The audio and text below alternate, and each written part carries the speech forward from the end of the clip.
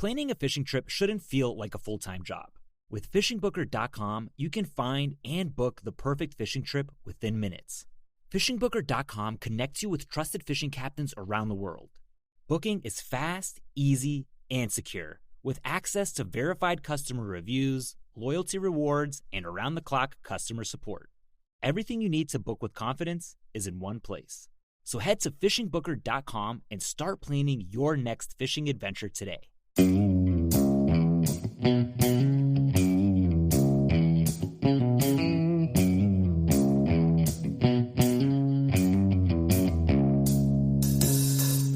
right, welcome back to the Survival and Basic Fat Ass Podcast, Kevin and Chuck. Today, we're going to talk about psychological warfare. Propaganda, basically. I don't know. I mean, in your mind, you're kind of thinking, well, what does that have to do with prepping and whatever? But I think you need to be aware of what's happening with what's going on around you, how you're being influenced. And I'm not saying I'm going to expose stuff. We're just going to talk about things people have done in the past and things like that. But it kind of gives you insight into when you're being manipulated or how you might be played against your will. You know, you always see the, what is that movie? Four Brothers, I think, where the cop kept being like, I have a hair or something. Oh, yeah. He's like, I got a hair sample. Uh-huh. And, and he's like, see, I have evidence. And basically would manipulate people into, oh, well, I should just confess. I think they all just laughed at him all the time. But, it was always like. Yeah, the truth is, if you ever find yourself being interrogated by a police officer, you're going to witness some of the best psychological tactics to put you in a off kilter, off foot, and off balance. And the interviewers, the police officers that are interviewers or interrogators, are some of the best at this type of psychological warfare. Exactly. So, just something to kind of be aware of, that, they're always, oh, well, your partner already confessed and they said that you did it. So, why don't you just tell me that they did it? I don't know how these people haven't watched all the shows on TV, but I know you didn't mean to kill them. I know it was accidental, but, just tell me what actually happened. Right. I mean, I probably would have done the same thing in your situation. Because that would make me mad if they keep freaking, picking at the food on their plate like that. I could see why that would make you mad.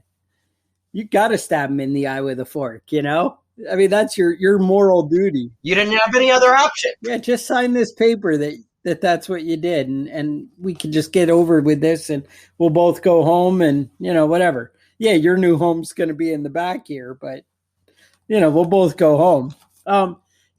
Just something to be aware of. Anyway, I mean, it is all about manipulation. Now, one of the most important things, I think, with psychological warfare or propaganda is to have it based in truth. If you want it to be believable, as many facts, for me to say, oh, Kevin Scott, I don't know, he likes to dress up in pink tutus and wear, purple wigs when he goes out in town, you might find that a little far-fetched. But if I was like, he likes to wear a pink tutu with Rob Zombie printed across the back, you would be like, yeah, I could see Kevin doing that. Yeah. And in his living room, not when he's out, because they, there's some stuff you have to buy. It's believable that I wear pink tutus in my house because I do. Nobody's going to confuse that. Right. But, people see me out in town, know that I'm wearing purple tutus, and they know that you're full of shit. Right. I mean, just be like, that's ridiculous. Yeah. Psychological warfare, it's one of those things that like Chuck said, it has to be founded with some sort of legitimacy. You know what I mean? You have to take and then, then turn it into a straw man type of argument, where this police believes in a specific idea. So that means if you carry it out all the way out, this person believes in crazy stuff. And you can kind of that idea onto the battlefield when it comes to your opponent. you know. And the real advantage of psychological warfare is to lower the morale of your opponent, and to themselves as already having lost. And psychological warfare goes all the way back to the beginnings of battles. And we're used to radio stations and pamphlets and things like that. But Sun Tzu had a quote that says, "The supreme art of war is to subdue the enemy without fighting." And the idea is to have them so worried about coming into combat or coming up against you that they've already defeated themselves before the battle begins. Yeah, I mean, when it's a direct army, I mean, lowering morale is huge. I mean, that's definitely. So I do have some examples of instances throughout time might kind of help shape your understanding of what we're talking about. But basically, like you said, we're trying to get to persuade the enemy to surrender, right? That's the goal. Now, the first thing is understanding your target audience. So many times that's where it kind of falls apart. But it's one thing if you're just worried about like your fellow Americans you're trying to manipulate, or a totally different country and culture. With the different cultures, it's ridiculous. But then again, I mean, what do we even know? With, if I was to mock some kind of, I don't know, vegan tie-dye wearing, whatever, I don't know if I would know what strengths and weaknesses, to play up on. But that's why you need to kind of research and understand. There was that book that all the lefty nuts used to like, was the oh shoot, I should have wrote it down. I didn't even look it up. But the what was that, Weather Underground? They had that book. Oh yeah, I know what you're talking about. That the guidelines, the Weather Underground.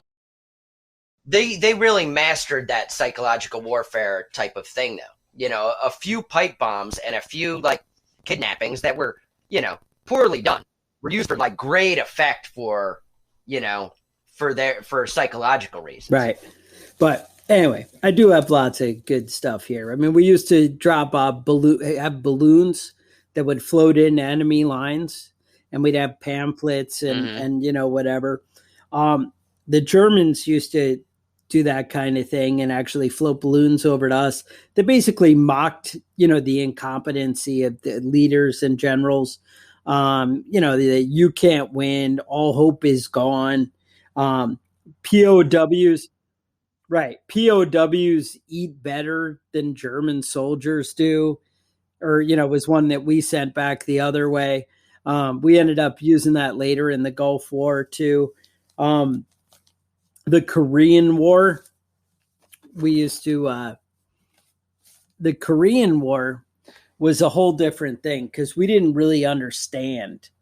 But they had this general that came out, and he wore these like ridiculous white boots that were just gaudy and whatever. So somehow all our propaganda was around this Mr. White Boots, because he was like the chief negotiator. Whenever he came to kind of figure things out, he'd come out with these pompous, shiny white boots. Right. No mud on them. Not like you guys. They're covered in mud. And that's it. And they would be like, that was one of the things we were able to actually connect with, was a lot of the Korean soldiers had no boots at all, were actually barefoot. And, and this guy's got these pompous, arrogant, and that kind of thing, just ends up, leaving a bad taste. We tried, one of the things that actually worked for us with the Germans was we kind of dropped surrender tickets. Mm. And what they would be is, it would like tell you how to safely surrender, right, and not get shot, and, the things you should do. And believe it or not, that ended up working out so good that they were actually making sure they didn't have anything white on them when they sent them out to war, because they were afraid they would be use so quick as a white flag, surrender. Now, in America, our propaganda, we always know that, Americans, we have pride and stuff like that. But one of the things with the Japanese, we tried doing the same thing. We were like, hey, that those surrender tickets work so well with the Germans. Let's do it with the Japanese. And what ended up happening, you guys know the Japanese and the samurai and all that stuff. Right. The surrender thing is not right. Not the market you want to cash in on. And that, ends up being ridiculous. So you don't want to go down that road. But we actually talked to the people in our prison camps. Remember, we had the internment camps, right? For the Japanese. For the U.S. I probably offended some people saying prison camps. Yeah. But they weren't allowed to leave. So what else are you going to call it? Right. Yeah, exactly. So anyway, what they told us was you need to play on the loyalty and say that, the honorable thing is to give up because you're fighting for the wrong cause. Right. And to kind of reshape the narrative. And then, then you have a better approach. So it's really about understanding, who your people are. You had some stuff on Panama in the 80s. I guess it was 89. Yeah. They always say the blasting of the rock music. What was Twisted Sister? Yeah. Now, Panama and the United States have a long history. It was the United States Corps of Engineers that built the Panama Canal. But originally that canal was in the in the borders of Colombia. But what was happening at the time, which was about 1904, what was happening at that time was that Colombia wanted more money and more benefits than what the United States is willing to pay. But there's also contention in the country about who the legitimate government was. And so the United States backed the Panamanians, and they were able to separate and divide their country into two. So Panama used to be part of Colombia.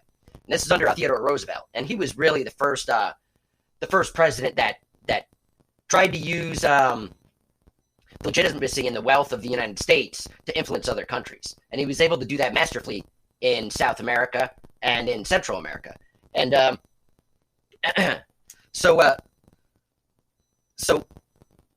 there were several presidents of Panama, and the most recent one was in 1981, Omar Torres. So President Omar had relations with the United States, and we were coming up to the passing of the Panama Canal from United States ownership or leasing back to the Panamanians, and he was able to negotiate with the United States in a way that the Panamanians were able to take control of the canal that was in their borders. But he had some questionable ties with other countries that were not the United States, that the United States wasn't happy with, and there's no direct evidence that the CIA planted a bomb on his plane that blew up and killed him. No direct that happened. But a bomb was on his plane and it blew up. Now, after that, Manuel Noriega took control of the country. Now, he didn't take control by being the president. He was kind of the smarter guy there. He was a general, and he controlled the country, but he chose who the Panamanians were going to elect to president for several years. He was in control of this. But he also found that he could make a lot more money so we're good. than just his basic income by racketeering with the companies that were in the country. But he soon realized that he had a limited income if he was going to just focus on Panama. And he began to export or facilitate the exportation of drugs from Colombia into the United States. Massive amounts of cocaine. And he was making a lot of money. He made a lot of money. Millions, hundreds of millions of dollars doing that. So the United States objected to this, and they asked him to step down. He did not step down. He did not get blown up accidentally in a plane at any point. I'm not sure why that didn't happen, because that seems like CIA's favorite go-to. So the United States invade Panama in 1989, right? And right. they quickly defeated the Panamanian forces, mostly because the people of Panama that have been, being beat down by Manuel Noriega were all in favor of not having this same shitty government where people weren't really elected. People were there, but what you voted for didn't really matter. So they were actually happy when the United States came in, the citizens of Panama. So Manuel Noriega escaped and ended up hiding out in the Vatican's embassy in Panama. He was completely surrounded by U.S. forces, and the U.S. forces were not willing to go into the Vatican embassy. So what they did was set up speakers all the way around the embassy. And the United States used their greatest, most powerful resource to defeat Manuel Noriega, and it was rock and roll. That is America's number one commodity, right? Right. That's the number one thing. I think we're slipping in that. We used to be. We used to be the number one rock. I don't know. Well, we had Dee Snider, though, right? I mean, if you have Dee Snider, some of you youngins might know him from the House of Hair, and the rest of us, just know we want to rock, right? What was that terrifying movie he wrote and directed? Oh, it was awesome. Dee Snider's Strangeland. Strangeland. Talk about propaganda. He made that movie to scare people into not like giving out your information on the internet and, being abducted. It was actually to help little girls from bad things. Mm-hmm. But, who knows? We all have different approaches. Now, I actually heard, like they say, that we basically made Noriega yield to our will by, just using Twisted Sister to bring him down. But I did hear that a lot of that was actually those loudspeakers made it possible for our operatives to actually infiltrate and kind of negotiate with people on the ground and, kind of broker some deals while that was going on. Yeah, by isolating Noriega and being able to work with the rest of the government at the same time. Right. I mean, it's, you don't always know the whole picture, and that's kind of the beauty. It's the image that you paint. I mean, just coming back to America and telling everybody, yeah, we use Twisted Sister to bring down that psycho. Americans are like, hell yeah, America. Yeah. It's great.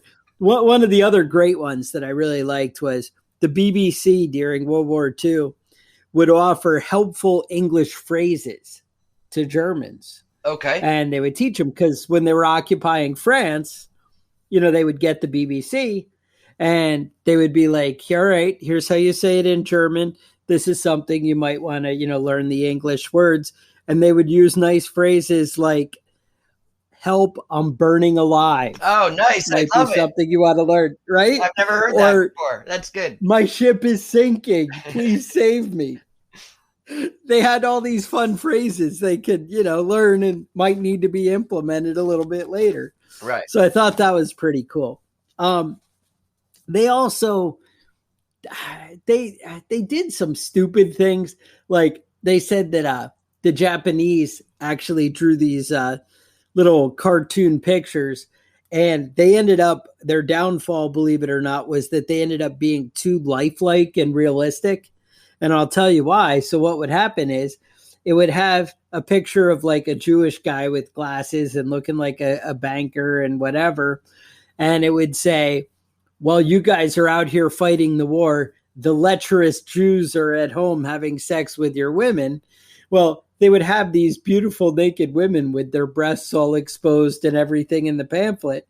And all the American soldiers were just keeping it in their breast pocket and breaking out the porn just whenever they wanted. Holding the veil over and keeping I got good porn here, that we can hang on to. So, I mean, that can actually backfire on you. So you might want to think about what you're doing. You don't want to make your porn that good. Right. Because the guys will just be like, yeah. You want to make it at least believable. You don't want to be you don't want Tokyo Rose telling people that Mickey Mouse and Superman are having sex with your wife, because they're not real people, and that's obviously not happening. Right. So that brings me to 1991 in the Gulf War.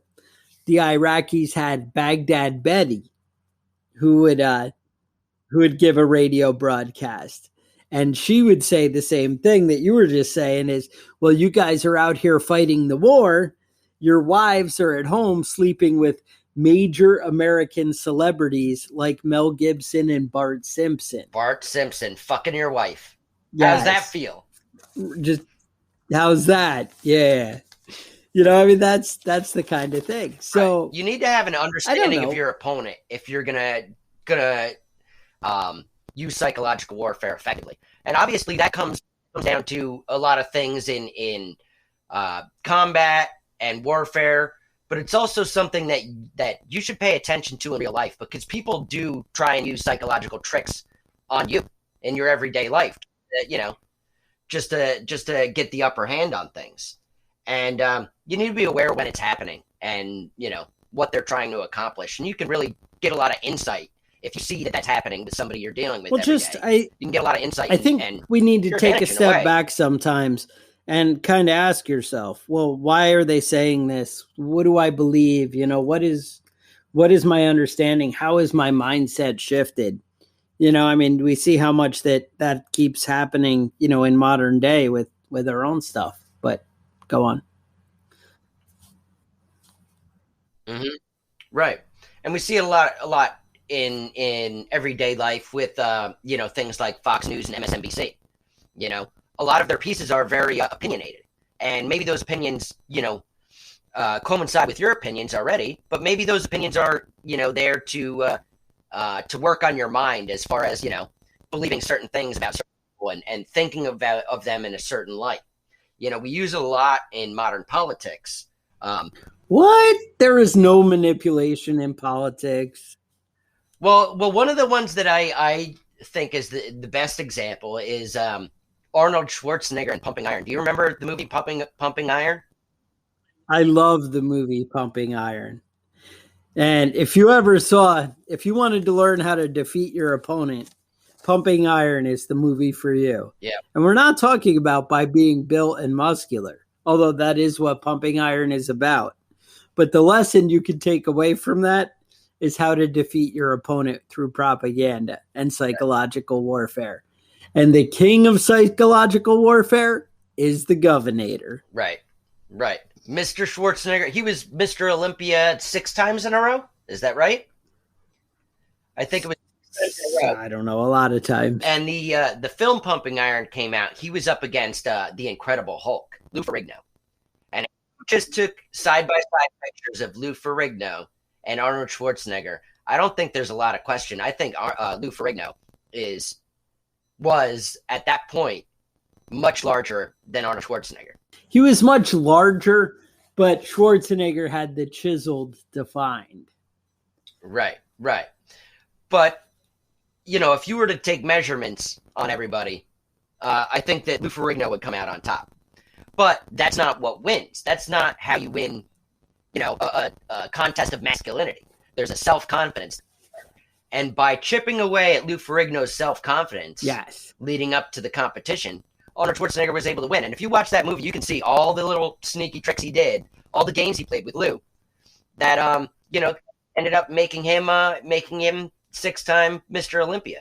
Yeah, it's really, I mean, he would have all these like snarky remarks. He would be like, well, you're bigger, but it was nonstop. And all through that movie, he kept cutting them down. It really was pretty brutal. Another guy who's got a game when it comes to, besides Goebbels from Nazi Germany, he had a game when it came to manipulating people. But let's talk about Vladimir Putin. Putin is a pro. Now, I think it was Yale University. One of the professors over there coined the phrase fire hosing. And that's really what Putin does. And later on, you'll come to know that that's what Trump did. Where you just unleash so many lies and made up stories. You don't even have to care if they're true. You just kind of say things that when people are constantly refuting you, nobody knows what to believe anymore. Because they're like, well, he's saying it, so I don't know, but they're saying no. But they say everything he says is not true. It can't all be not true. Nobody could just lie constantly. But it turns out you can just lie constantly. Again, it's a form of propaganda. I mean, I think Trump knew very well what he was doing. It wasn't that maybe that he wanted to lie to the American people. It's he had a strategy and how to affect people and how to win something. And it really came from that perspective as far as how it appears, from our side of the table. Putin invaded the Ukraine with a bunch of soldiers that were not wearing Russian badges. They just had these green uniforms, but they had tanks and military weapons and all kinds of organization and structure. Right. And they moved like soldiers and with training. Right. Yet when we asked him and we're like, hey, you have all these soldiers in the Ukraine. He was like, no, I don't know what you're talking about. He goes, that's just a natural uprising of the general population. And that has nothing to do with us. He denied it for like 3 weeks. Yeah, we're not doing anything at all. 3 weeks. And then. Yeah, and they even blew up that airliner and said it wasn't us. Sort of, and he's like, no, I don't know. Aircraft equipment up there. That's not us. Yeah, we'd love to help out. That we'll go in and clean that up. Don't even worry about it. And we just want to help. We just want to save lives. And then, so you have that kind of thing going on. But then, like 2 weeks later, they have him on the news and they were like, you said that you didn't have troops in the Ukraine. And he's like, what are you talking about? Of course we had troops in the Ukraine. Why would I not have troops? And that's ridiculous. Why would you say that? And you're like, but we have video. It's like right here. You're denying it. And he just, dismissed it and moved on. And that's kind of that same technique you kind of were getting from Trump, where he'd come out and say things, and then what are you talking about? Right. Well, I think one of the things that Putin has going for him is that people that disagree with him usually end up dead. They kill that guy Navalny. You could give example after example after example of people that ran against Putin or people that question Putin or. That just ended up dead. Doctors fall out of fucking windows all the time. Like, I don't know what the situation is with high rises and windows in Russia, but they can't be safe. Doctors just fall out of them all the time. Yeah, they need better locks on the windows, right? As you wouldn't even think it's that hot of a climate that you'd have the windows open all the time, that people would just be getting sucked out, right? Right. I don't. Yeah, now they poisoned Navalny, right? Do you remember that? Those were the uranium maybe about pills 6 months or whatever, some kind of. Yeah, well, they lined his underwear, the band of his underwear with it. Who hasn't seen that play out? Yeah, brilliant. That right? sounds like the takeaway here is don't wear underwear. Yeah, I mean, I ever since then I've stopped. I'm commando every day now. I don't trust it. I shouldn't. Now that I've said it on the podcast, though, now I got to start watching out for my socks. Shit. But it didn't work, unfortunately. But they arrested him for breaking the rules of his probation because he didn't come back and check in because he was in the hospital for 3 months because they poisoned him. So now he's in prison. Right. And I think they would have been better off if they had killed him. Right. People wouldn't be talking about him anymore. Kevin, you got to follow the rules. You have a commitment to society to follow the rules. That's true. If you can't follow the rules, you don't get to play. Mm-hmm. And that's how the world works. I can't help the way it's set up. You need to follow the rules. Yeah. The idea, both of them have set up a no one is trusted and there is no truth kind of mindset. But the reality is lying shapes public opinion. Right. When you come out and say these things, it affects the way people, see things. And, the loyalty that Trump had developed in his followers really had a big effect, on him being able to carry it out. if he didn't have a loyal fan base, if it was Jeb Bush, everyone would just be like, oh, you're a liar. And it would fall flat. But when you're out there with the charisma and, kind of building up something, posing like Putin, all shirtless on a horse, then you can kind of create and I something. just want to say, before we move on from the Putin thing, that reporter, Rachel Scott, that asked Putin why all his opponents were ending up dead or in prison, and why was he so afraid of letting a vote just happen naturally. I am, because I'm sure she's done for. He's gonna kill that bitch. Right. Shouldn't ask him that question. Yeah. Good luck, Rachel Scott. Good luck. Yeah, what are you, crazy? But the thing is, some people have the moral courage and fortitude to stand up for what's right. But, society doesn't appreciate them. Look at Snowden, right? Edward Snowden came out and was like, and he was painted as a villain. All this is going on. He was painted as some sort of anti-patriotic asshole, when the truth is he was exposing things that the United States government is doing to its citizens. The United States isn't made up of its citizens. Was doing to its citizens, right? It was doing it to its citizens and then outright denying it, though. That was the thing. I mean, it's one thing to, have secret things, but, Congress and stuff is having hearings and they're like, no, we're not doing any of that. Never happened. It's like, well, yeah, we are. You're lying to the American people, and it violates our laws. Mm-hmm. And I understand we need secrets. Right. But these secrets violated our laws. Right. And we have those laws to protect U.S. citizens. And by violating the laws, you're not protecting U.S. citizens. That was one of the biggest mind fucks that the U.S. government ever pulled, was to make Snowden a villain. Right. No, it's brutal. It doesn't make any sense. But the thing is, it was a big win, I think, for our government when Snowden went down. And I mean, for political figures, I don't mean for America. It was not a win for America. It was a loss for America. But it made it clear to the government that the American people kind of want just let's go along and pretend everything's nice and we're not going to, deal with big, crazy, corruption, whatever. We're just going to pretend everything's, normal. We proved that we'll go along with that normalcy bias of everything's okay. Let's just look the other way. They always talk about with Nazi Germany, they talk about the people in church. Oh, we'll just sing a little louder when the trains go by. So that way we don't have to kind of acknowledge it. But they ran that big campaign, we all had when I was in school. It was a long time ago, but they would talk about never again, and they always used to, that was the slogan tied with that was never again. We would never as a society just ignore that kind of thing going on and let it go. But we do it right now. We're letting it go on right now.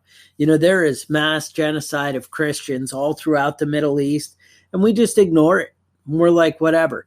But even closer to home, things that, you're like, well, I can't spread my efforts into the entire world. It's too much. It's beyond me. I get that.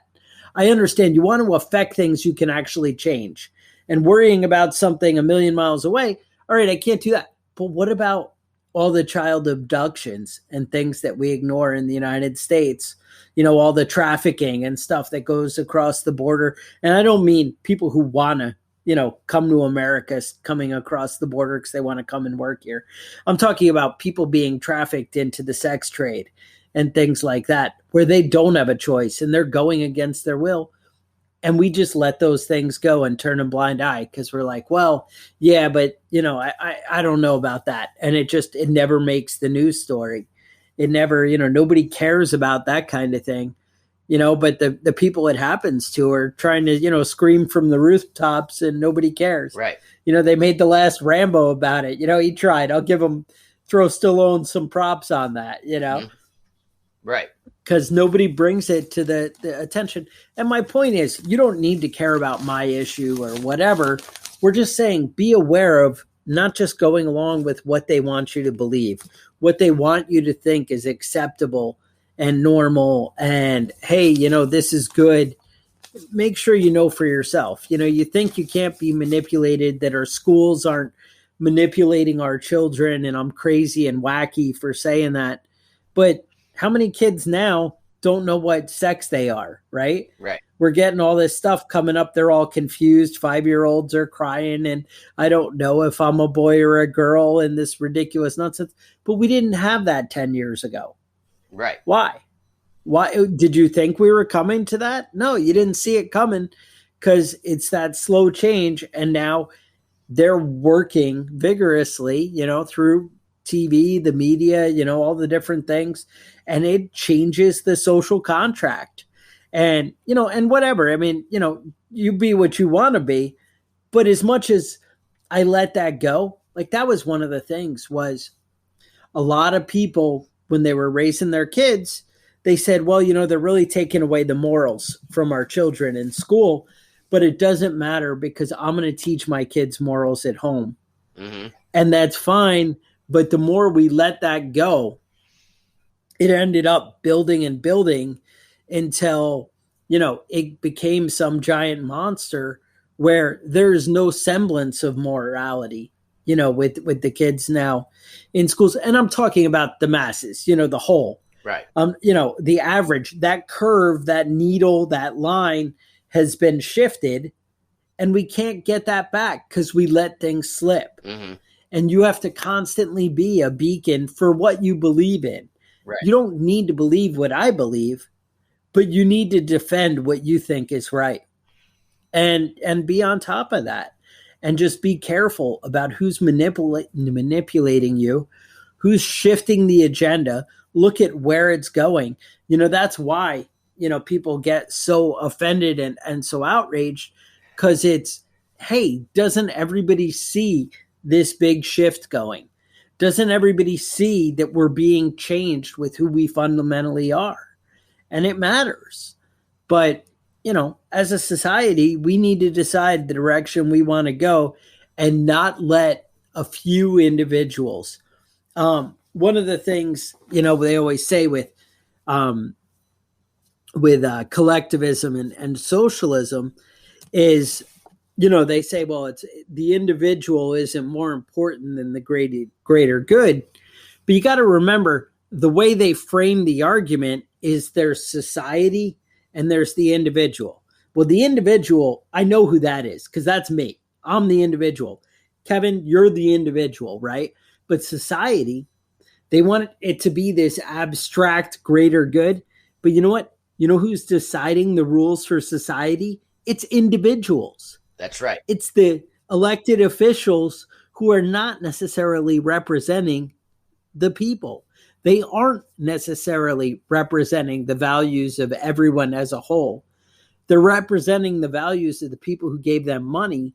And you have individuals deciding what is right for society. So you're giving up you and your values for society that is really somebody else's values and somebody else deciding. It's not necessarily the whole and what's best. Our government hasn't proven to us that they know what is best for the whole, because we've let them run things for forever and it's not working out. So just something to think about. Yeah, no, I always hear a lot of talk about people standing up for minorities and minority rights, and that's all good. But you have to remember that the smallest minority out there is you. It's the individual. And if nobody's standing up for you, you need to take that in your own hands. If nobody's sticking up for you and your rights and your beliefs, then that's on you to do. Right. Just keep it in mind. And when the government thinks they can back you down by saying, well, remember, you mean nothing because we have F-15s and nuclear weapons, that's propaganda. They're trying to intimidate you. And I would say, look at the Viet Cong, right? Did they not stand up to the American government with nothing but, machetes and Russian-made rifles? Yeah, exactly. Did we not see the Afghan war and the Iraq war? all this, these people did not have nuclear weapons and F-15s. It's not what it takes to defeat a government. It takes will and drive. And I don't know that we're trying to destroy the government. We're trying to have the government represent the American people and the American values. Maybe, he would argue, if we're talking right now, well, I wasn't talking to you. I was talking to people who think they're just going to come in and, I don't know, assault the Capitol with M16s, although they were pretty scared by unarmed people not that long ago is right. How I remember. Uh-huh. But just the same. Yeah, I know a lot of people talk shit about a lot of stuff that's going on in the last the last 2-3 years, and saying that this isn't America, this isn't acceptable, this isn't the way we behave. But the truth is, I remember when the protests in Minneapolis, they burned down the police station, and I remember all sorts of stuff that happened where people think that they should be afraid of the government. I think that the government should be afraid of their people, and when I see government officials shitting their pants, that only makes me happy. That only makes me think we're doing the right shit. People in the government should be afraid of what you're going to do, how you're going to vote, how you're going to react, and maybe that would check their shitty behavior a little bit, in the future. And it's psychological warfare when you go, that wheel turns both ways, is all I'm saying. Right. And, I know it worked in the Iraq war. If we can't win people over, just tell them you're going to have bananas. I heard that's a big thing, influence people. Is that a thing? Yeah. Just say, look, come to our side. I know Darth Vader tried to win people over with cookies. I've seen a T-shirt, and apparently we're able to win over Iraqis with bananas, because we're like, hey, we have so many bananas, we let them turn brown and just throw them out. We don't even care. Right. Whatever. And obviously, since you don't know who Bart Simpson is, we have 20 seasons of The Simpsons to catch you up on. We'll catch you up. So you've been missing out. That's right. That might have something to do with the decline of American morality, but we won't talk about it. But anyway, so if you enjoyed this podcast, hopefully the audio holds up. We've been having some internet issues. I don't know, but if you enjoyed this podcast and other episodes, leave us a review at iTunes and, wherever you're downloading the podcast, Spotify or, whatever works for you. I think we're on Amazon, any of the great places. I think we're in Audible, who knows? Anyway, you can also support the show by checking out preppingbadass.com. We have some cool gear you might be interested in. Also, if you really love the show, you can, order some, support us on Patreon at patreon.com/preppingbadass. And yes, I know that some people are waiting for patches. Just yell at Kevin. Send him an email at preppingbadass@gmail.com. Kevin would love to hear about his procrastination efforts. And I think he needs to send Todd some gas. And I think Todd sent an email that you missed. Yeah, I do owe him a couple of 5-gallon containers full, so I'll have to expedite that and get that moving. All right, so he's going to get some patches and some gas to Todd. If you do want to contact us and talk about any episodes you might want to hear about, any topics, or any critiques, you can email us at preppingbadass@gmail.com. We do respond to the emails. We did have somebody send us an email recently that said we used the word fuck too often. Don't fucking believe that we use the word fuck too many fucking times in a podcast, but it turns out they were talking about a different podcast. Yeah, she was angry. I think she was angry at somebody else, wasn't she? Yeah, it was. She was like, "Oh, wait," because I kind of schooled her, and was like, I don't know if you noticed the parental advisory sticker contains explicit language. That box that was checked. Yeah. And, gave her some references she might want to check out. And she was like, oh, no, I didn't mean you guys. I'm sorry. And I'm like, yeah, we don't fucking say shit like that. Yeah, we don't use the word fuck all the fucking time. Right? So we straightened it out. We're all on good terms. We were both like, God bless. And, the whole thing. We were in. So, All right. So with that, stay safe, and we'll talk to you guys next week.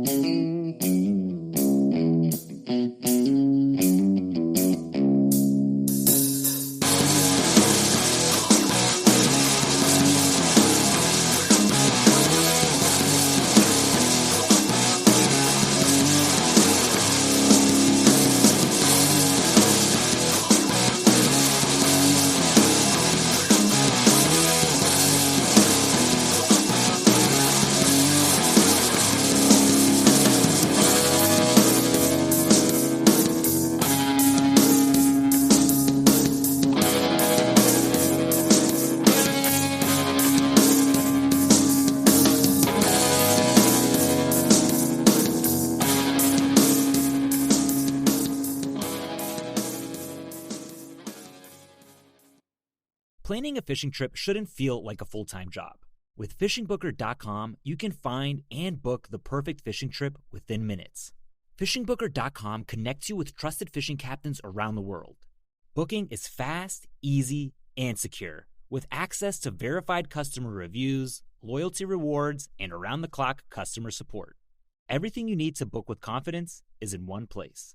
So head to FishingBooker.com and start planning your next fishing adventure today.